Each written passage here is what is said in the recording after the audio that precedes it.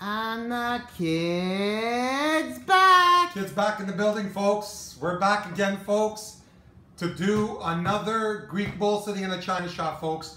We're here to finally unveil the two great pieces that came out of Belgium, folks. These are the final two pieces which finally closed the deal, folks.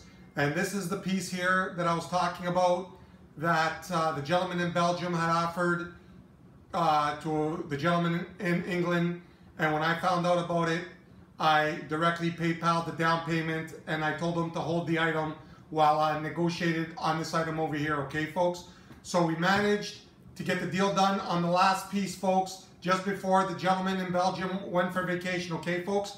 And as I said before on our other collectible shows, basically now we're not going to be doing any shows until we get the sweet one-of-a-kinds, okay, folks? The rare stuff that basically puts them boys in Europe in the fetal position, sucking on that pacifier.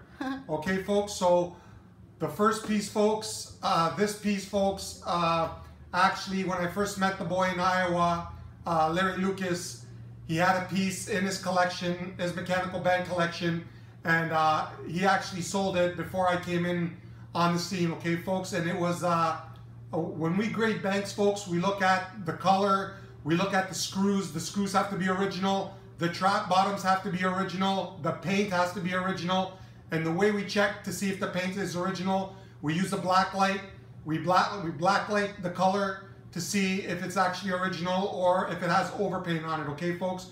So the number one rule is we only chase all original banks with original screws, original colors, and original trap bottoms, okay, folks?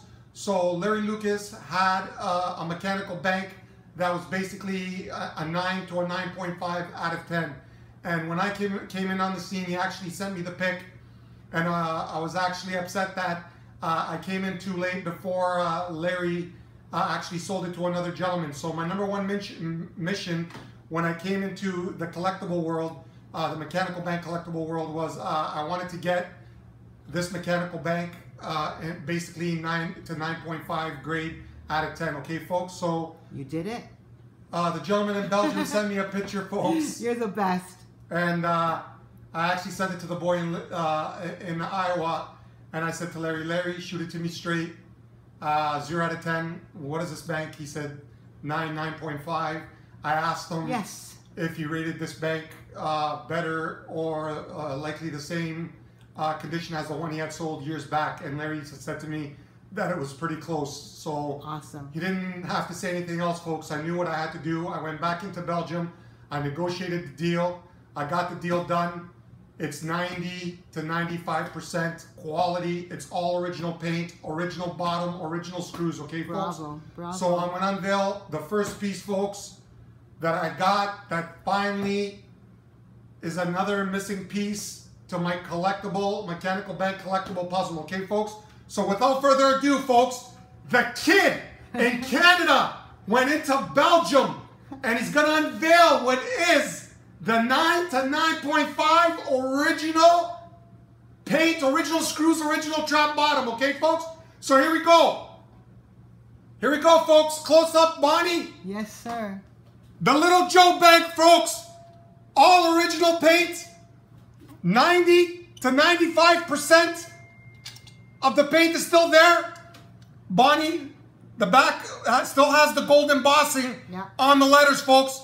This bank actually looks like it was pulled out of the box yesterday, and it's a 100-year-old mechanical cast iron bank. Good job. So now we're going to move to the creme de la creme, folks. De la creme. De la creme. Listen, folks. It's so hard to track rare mechanical banks, folks, because they're all hiding in Europe, folks. You very rarely stumble upon one here or there in the US, folks. Maybe one or two in Canada.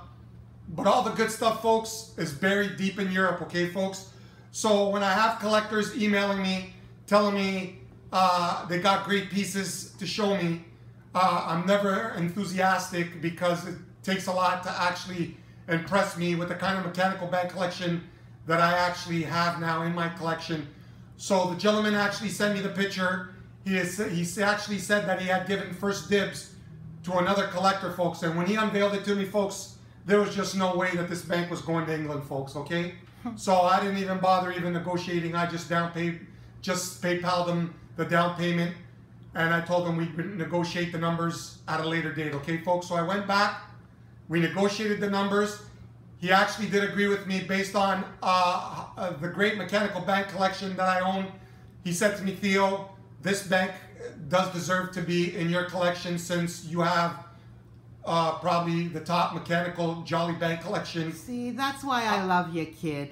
Listen, I don't even... Bonnie! Oh, that's why I love Bonnie, you, I love you way more, Bonnie. I love you way more. Best. Just take the bundle and go.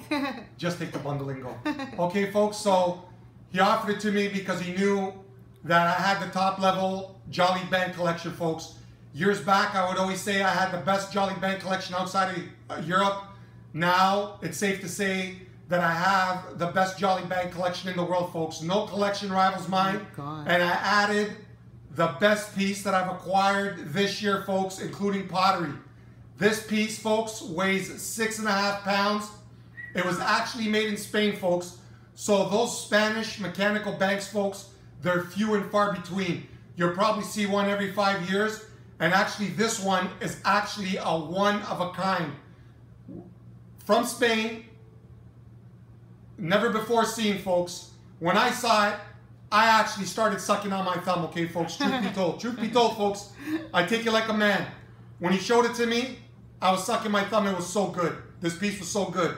And when I finally got it and I took it out of the box, folks, it was actually better in person, okay, folks?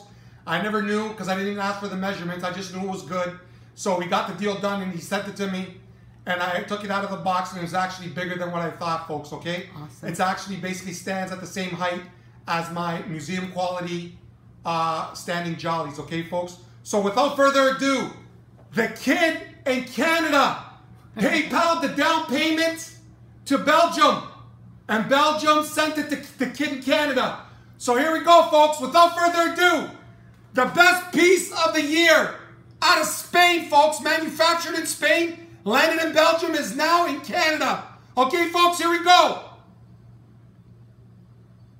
The Spanish Jolly Bank on a pedestal with the hat, folks. Wow. And it even has the flower on the side, which signifies that it is the Spanish bank, folks, because all the Jolly Banks with the flower lapel on the side, they were manufactured in Spain. When I saw this, folks, I wasn't taking no for an answer. Good for you. This is my Stanley Cup of the year. On the pedestal, 6.5 pounds. Awesome. There's the... Awesome. And the bottom, folks. Awesome.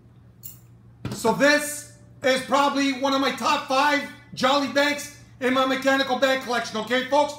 So before I let everyone go, I want to share the good word of the day with all my peeps out there, okay, folks? Especially to the boys in Buffalo, especially to the boys in New York, and especially to the boys in Europe.